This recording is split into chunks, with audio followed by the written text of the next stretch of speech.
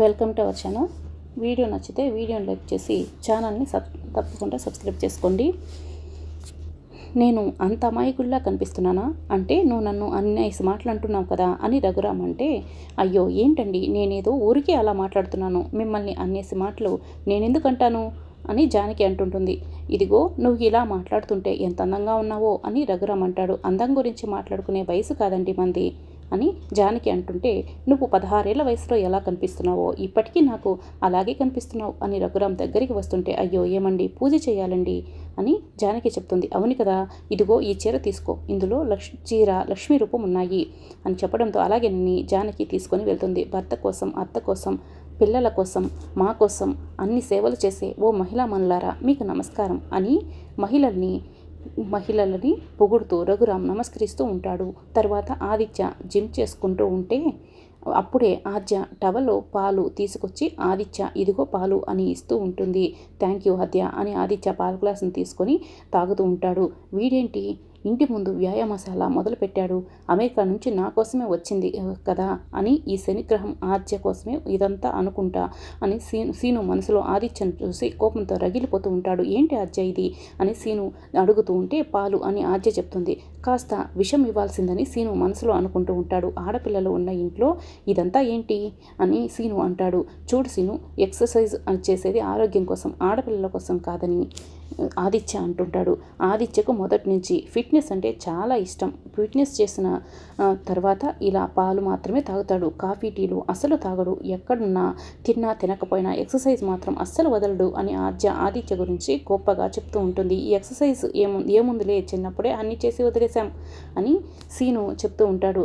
అంటుంటే సీను ముందు ఇంట్లో పూజకి ఏర్పాటు చేయాలి కదా అని వెళ్ళి నువ్వు చూసుకో అని ఆద్య అంటుంది. ఆద్య ఇదిగో ఈ పాల గ్లాసు పట్టుకో. ఏంటి బ్రో, నువ్వు చిన్నప్పుడే వీటన్నిటిని తీసి పక్కన పెడేసావా, అన్నీ చేసేసావా, అయితే దీన్ని లిఫ్ట్ చేసి చూపించు అని ఆదిత్య అడుగుతూ ఉంటాడు. ఆదిత్య తనకి పని ఉందని చెప్తున్నా కూడా అని ఆద్య అంటుంది. నువ్వు కాస్త ఆగు ఆద్య అని సీను లెఫ్ట్ హ్యాండ్తో లిఫ్ట్ చేసి పక్కన పడేస్తాను, నీకేమైనా అభ్యంతరమా అని సీను అంటాడు. నువ్వు సింగిల్ హ్యాండ్తో లిఫ్ట్ చేస్తానంటే అది ఎంతసేపు పని, అలా ఎత్తి ఇలా చూపించేసి వెళ్ళిపో అంతే కదా అని ఆదిత్య అంటాడు. ఆదిత్య తనకి పని ఉందని చెప్తున్నాను కదా అని మళ్ళీ ఆద్య అంటుంది. నా వల్ల కాదని చెప్పి వెళ్ళిపోమను అని ఆదిత్య అంటాడు. నా వల్ల కాకపోవడమా అని సీను బిల్డప్లు ఇస్తూ, ఇప్పుడే ఇలా ఎత్తుతాను చూడు లెఫ్ట్ హ్యాండ్తో అని లేపుతూ ఉంటాడు. అయితే సీను లేపలేకపోవడంతో ఆదిత్య ఇద్దరు నవ్వుకుంటూ ఉంటారు. ఇక సీను చిన్నప్పుడు ఎప్పుడో లేపాను కదా, అందుకే ప్రాక్టీస్ తప్పినట్లుంది అని కవర్ చేసుకుంటూ ఉంటే సీను నువ్వు వెళ్ళు నీకు చాలా పనులున్నాయి కదా అని మళ్ళీ ఆద్య సీనుని పంపించడానికి చూస్తూ ఉంటుంది.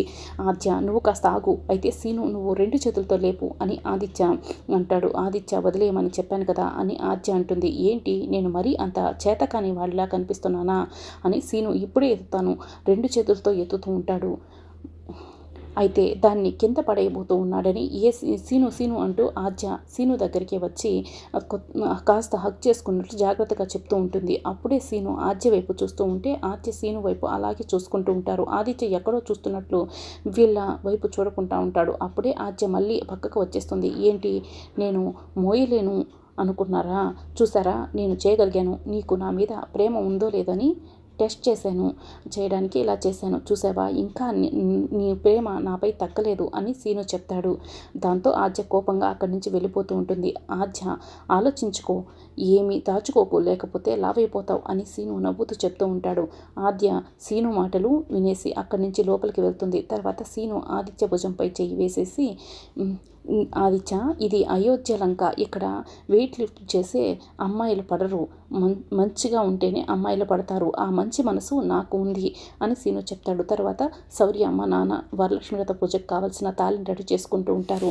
అప్పుడే శౌర్య అటు వెళ్తూ ఉంటే, రే శౌర్య ఏంటి ఇంకా ఇక్కడే ఉన్నావు, రఘురామ్ అన్నయ్య వాళ్ళ ఇంటికి వెళ్ళాలి కదా అని ప్రమీల అంటుంది. అవును వెళ్ళాలి కదా, ఇంకా వెళ్ళలేదేంటి అని అంటుంటే, నాకు వెళ్ళాలని లేదు, వెళ్ళట్లేదని చెప్తాడు.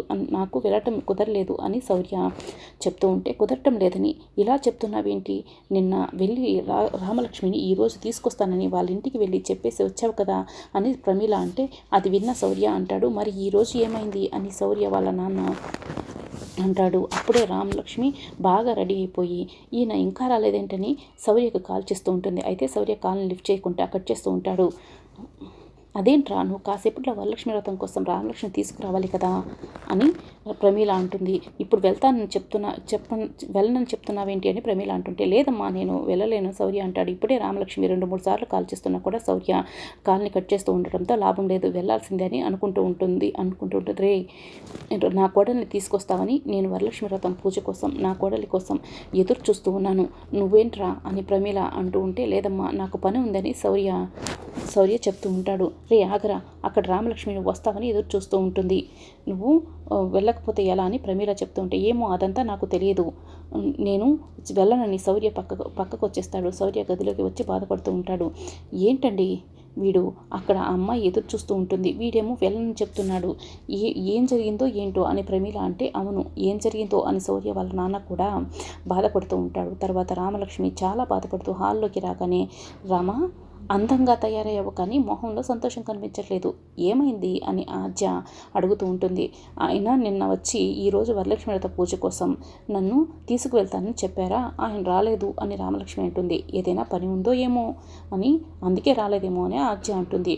ఆయన కోపంగా ఉన్నారని రామలక్ష్మి అంటుంది.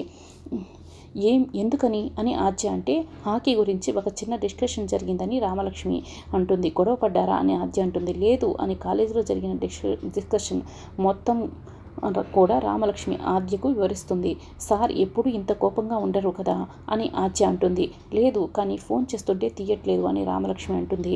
మరి సార్ రాకుండా నువ్వు వెళ్ళలేవు కదా అని ఆద్య అంటే, సార్కి అంత కోపం ఎందుకో నేనే వెళ్ళి అడుగుతానని రామలక్ష్మి అంటుంది. ఏంటమ్మా రామ, నువ్వేమో రెడీ అయిపోయావు, నిన్ను పూజకు తీసుకువెళ్తాను, ఎవరూ రాలేదేంటి, ఆ అబ్బాయి కూడా రాలేదేంటి అని జానకి అనడంతో, ఆయనకి ఏదైనా పని ఉందేమోనమ్మా, నేనే వెళ్తానని రామలక్ష్మి అంటుంది. రమ్మని చెప్పిన తర్వాత ఎవరో ఒకరు వచ్చి తీసుకువెళ్ళాలి కదా, నువ్వెలా వెళ్తావు ఒక్కదాన్ని అలా జానకి అంటుంది. అంటే వాళ్ళు ఏదైనా పనిలో ఉండి రాలేకపోయారేమోలే పెద్దమ్మ, మళ్ళీ ముహూర్తానికి సమయం అయిపోతుంది కదా, రామలక్ష్మి వెళ్ళని అని ఆద్య అంటుంటే, అలాగే అని ఒంటరిగా రామని ఎలా వెళ్ళనిస్తాను అని జానకి అంటుంది. అప్పుడే రఘురామ్ అక్కడికి వచ్చి, ఏమైంది జానకి అని ప్రశ్నిస్తూ ఉండడంతో, చూడండి శౌర్య ఏమో రామలక్ష్మి తీసుకువెళ్ళాలని చెప్పి ఇంకా రాలేదు, రామ ఏమో ఒక్కతే వెళ్తానని చెప్తోంది, ఈ ఒక్కతే ఎలా వెళ్తుందండి అని జానకి అంటుంటే, వెళ్ళనివ్వలే జానకి అని రఘురామ్ అనడంతో, మీరు కూడా ఏంటండి అని జానకి అంటుంది. లేకపోతే ఇంకా ఆడపిల్ల ఇంట్లోనే ఉండాలని అనుకుంటే ఎలా, ఇప్పుడు ఆడపిల్ల ఇంట్లు దాటి స్వతంత్రంగా తిరగాలి కదా, పెళ్ళయి వేరే దేశానికి వెళ్తే అక్కడ నుంచి ఒక్కతే ఇక్కడికి రావాలి కదా అని అన్ని మనం దాచిపెడితే ఇప్పుడు ఏ ప్రమాదం నుండి బయటపడాలో ఎలా నేర్చుకుంటుంది, అందుకే పిల్లల్ని వదిలేయాలి, స్వేచ్ఛగా తిరగనివ్వాలి, కానీ కనిపెట్టుకుని ఉండాలి అని రఘురామ్ అంటే, కానీ రామాకి అసలే చాలా భయం కదండి అని జానకి అంటుంది. కానీ ఆ భయం పోయి చాలా రోజులైంది, జానకి ఆద్యం తను ఎప్పుడో మార్చేసింది, మనమే ఇంకా భయం అని భయాన్ని గుప్పెట్లో దాచిపెట్టుకొని, ఎలా రామా నువ్వు వెళ్ళిరా అమ్మా అని చెప్పడంతో రామలక్ష్మి చాలా సంతోషపడుతూ, అమ్మ వెళ్ళొస్తానమ్మా అని బయలుదేరుతూ ఉంటుంది. జాగ్రత్త అమ్మ అని జానకి చెప్తుంది. తర్వాత ఆద్య మంచంలో కూర్చొని ఏదో రాస్తూ ఉంటే, ఆద్య ఏం రాస్తున్నావు అని ఆ ప్యాడ్ తీసుకొని, ఏంటి ఆద్య కంట్రీ పేర్లు రాస్తున్నావు అని ఆదిత్య ప్రశ్నిస్తూ ఉంటాడు. అంటే హనీమూన్కి ఈ బెస్ట్ ప్లేస్ రాస్తున్నాను అని ఆద్య అంటుంది. ఓ అవునా, నాకు ఈ ఐడియా రాలేదే అని ఆదిత్య చెప్తూ ఉంటే, సీను అప్పుడే అక్కడికి వచ్చి వింటూ ఉంటాడు. మనం హనీమూన్కి ఎక్కడికి వెళ్ళాలో ఇప్పటి నుంచే ప్లాన్ చేస్తున్నావా అని ఆదిత్య అంటే, అవును అది కాదు సీను, చారుల కోసం అని ఆద్య చెప్తూ ఉంటుంది. చాలా రోజులైంది కదా వాళ్ళు ఇంకా హనీమూన్కి వెళ్ళలేదు పెళ్ళి అని ఆద్య అంటుంటే, అవునా వెళ్ళలేదా అందుకే ఇలా రాస్తున్నావా అని ఆద్య చెప్తుంటుంది. అప్పుడే సీను అక్కడికి వచ్చి ఆ పేపర్ తీసుకొని ముక్కలుగా చించి పడేస్తాడు. మమ్మల్ని హనీమూన్కి పంపించమని నిన్ను ఇరికించిందే కాకుండా ఏ దేశానికి ఎగుమతి చేయాలో కూడా నువ్వే రాస్తున్నావా అని ఆద్యపై సీను అరుస్తూ ఉంటాడు. అది జరగదని సీను అంటే, హనీమూన్కి వెళ్ళాలంటే చాలా హ్యాపీగా ఉండాలి కదా, నువ్వేంటి బ్రో సీరియస్ అవుతున్నావు అని ఆదిత్య అడుగుతూ ఉంటే, ఎక్కడికి వెళ్ళినా ప్రయోజనం ఏముంది అని సీను అంటే, అదేంటి ఇప్పుడు అలా మాట్లాడుతున్నావు అని ఆదిత్య అంటాడు.